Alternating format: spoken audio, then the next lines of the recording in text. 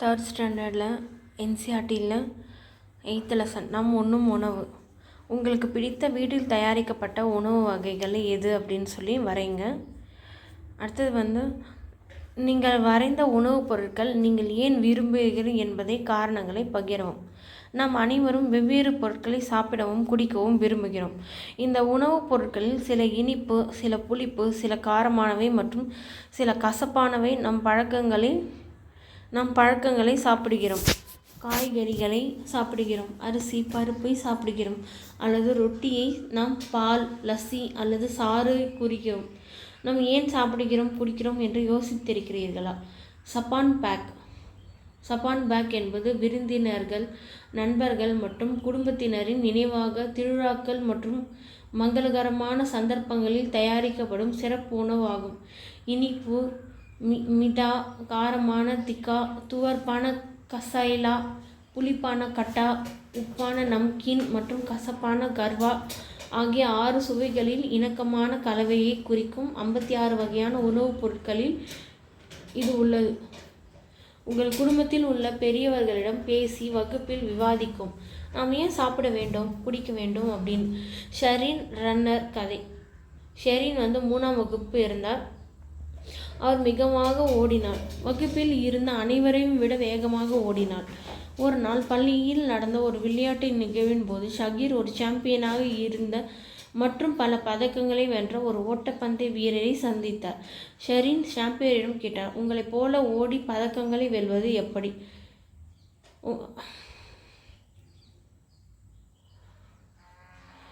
Champion ஷெரினிடம், அவர் நிறைய பயிற்சி செய்து ஆரோக்கியமான உணவை சாப்பிட்டால் சாம்பியன் ஆவார் என்று கூறினார். ஷெரின் கூறினார், நான் நிறைய பயிற்சி செய்கிறேன், ஆனால் நான் அடிக்கடி நோய்வாய்ப்படுகிறேன். சாம்பியன் கேட்டார், நீங்கள் என்ன சாப்பிடுகிறீர்கள்? ஷெரின் கூறினார், அரிசி மற்றும் உருளைக்கிழங்கு மட்டுமே விரும்புகிறது. சாம்பியன் சிரித்து, ஷெரின், நீங்கள் அரிசி மற்றும் உருளைக்கிழங்கை சாப்பிடுவது நல்லது, ஆனால் வலுவான மற்றும் ஆரோக்கியமான உடலை பெற நீங்கள் நிறைய மற்ற விஷயங்களை சாப்பிட வேண்டும். பல்வேறு வகையான காய்கறிகள் மற்றும் பழங்களை சாப்பிடுங்கள். அரிசி, ராகி, சோளம், கோதுமை, கம்பு மற்றும் பல வகையான தானியங்களிலிருந்து தயாரிக்கப்படும் பொருட்களை சாப்பிடுங்கள். பருப்பு வகைகள், பால் மற்றும் கொட்டைகளை சாப்பிடுங்கள். வீட்டில் சமைத்த உணவை சாப்பிடுவது எப்பொழுதும் நல்லது.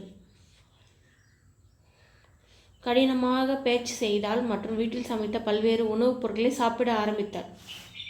சீரான உணவின் மதிப்பை அவள் புரிந்து கொண்டாள். சில மாதங்களுக்கு பிறகு அவள் முன்பைக்கு வேகமாக ஓட முயன்றாள். வேகமாக ஓட முடியும்.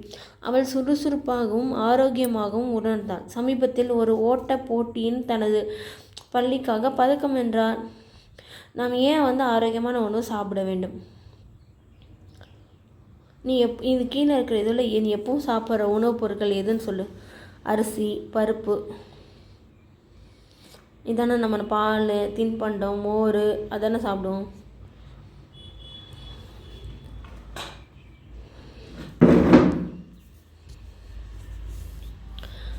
நாங்கள் குடும்பத்தில் உள்ள பெரியவர்கள் கோடை மற்றும் குளிர்காலங்களில் வெவ்வேறு உணவுகளை சமைக்கின்றார்கள். சூடாகவும் இருக்கும். நாம் குல்ஃபி அல்லது ஐஸ்கிரீம் சாப்பிட விரும்புகின்றோம் மற்றும் குளிர்ச்சியான நீரை குடிக்க விரும்புகிறோம்.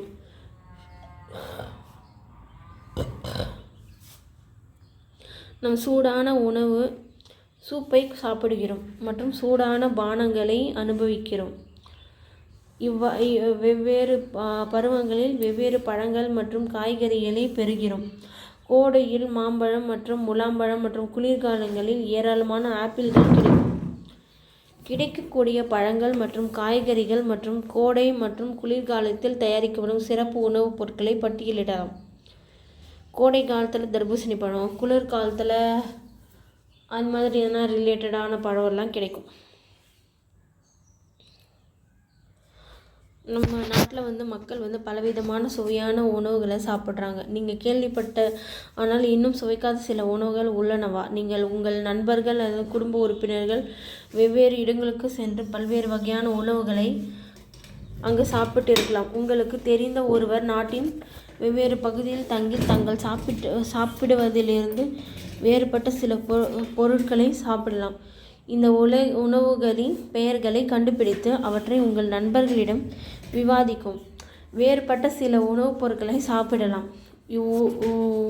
இவ்வகைகளின் பெயர்களை கண்டுபிடித்து உங்கள் நண்பர்களிடம் விவாதிக்கவும்.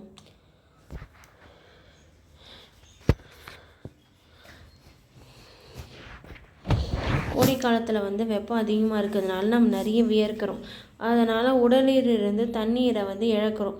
அதனால் கோடையில் அதிக தண்ணீர், மோர், அதாவது எலுமிச்சை ஜூஸ் அதெல்லாம் நிறைய சாப்பிடணும்.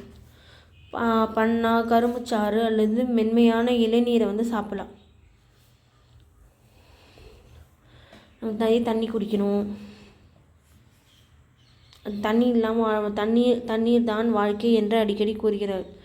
வயல்களில் எந்த உணவு வளர்க்கப்படுகின்றன என்பது உங்களுக்கு தெரியுமா? அத்தகைய பயிர்களில் சில பெயர்களை எழுதுங்கள். இவற்றை சில எந்த வடிவங்களில் விவாதிக்கவும் எழுதவும் உணவு சமைக்கப்படுகின்றது. இலைகள்: வெந்தயம், மெத்தி, முட்டைகோஸ், கடுகு, கொத்தமல்லி, கொய்யாக்கா, சப்போட்டா, ஆப்பிள், மாம்பழம், கேரட், முள்ளங்கி, பீட்ரூட், உருளைக்கிழங்கு, மூங்கில் கொத்து, இஞ்சி, வெங்காயம், தானியங்கள், பருப்பு வகைகள், உலர் பழங்கள்.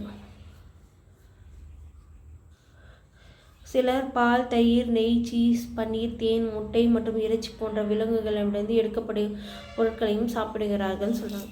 நாம் பொதுவாக பயன்படுத்தப்படும் 2 பொருட்கள் தாவரங்களிடமிருந்தோ அல்லது விலங்கிடமிருந்தோ பெறப்படுவதில்லை. இந்த பொருட்கள் குறைந்தபட்சம் ஒன்றின் பெயரை குறிப்பிடவும். உங்கள் நண்பர் மதிய உணவு கொண்டு வரவில்லை என்றால் உங்கள் உணவை உங்கள் நண்பருடன் பகிர்ந்து கொள்வீர்களா? எஸ், கண்டிப்பாக கொடுத்துப்போமே. நமக்கு ஏன் பல்வேறு வகையான உணவுகள் தேவை? பருவகால உணவுகளை நாம் ஏன் சாப்பிடுகிறோம்? அப்போ அதுக்கு தகுந்த மாதிரி நம்ம உடம்பு அது மாற்றும்.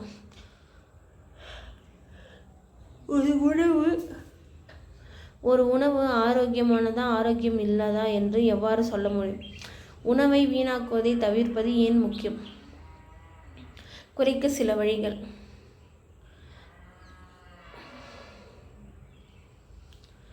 உங்கள் குடும்பத்தில் சாப்பிட்ட பழங்கள் மற்றும் காய்கறிகளை பட்டியலிடுங்கள். உங்களுக்கு பிடித்த உணவின் செயல்முறையை எழுதுங்கள். தாவரம் மற்றும் விலங்கு சார்ந்த பொருட்கள் அடங்கிய உணவுப் பொருளின் பெயரை எழுதுக. உதாரணமாக, மோர், பாலிலிருந்து தயாரிக்கப்படும் தயிர் மற்றும் கரும்பில் இருந்து தயாரிக்கப்படும் சர்க்கரை, தாவர அடிப்படையிலான மூலப்பொருள் ஆகியவை இதில் அடங்கும்.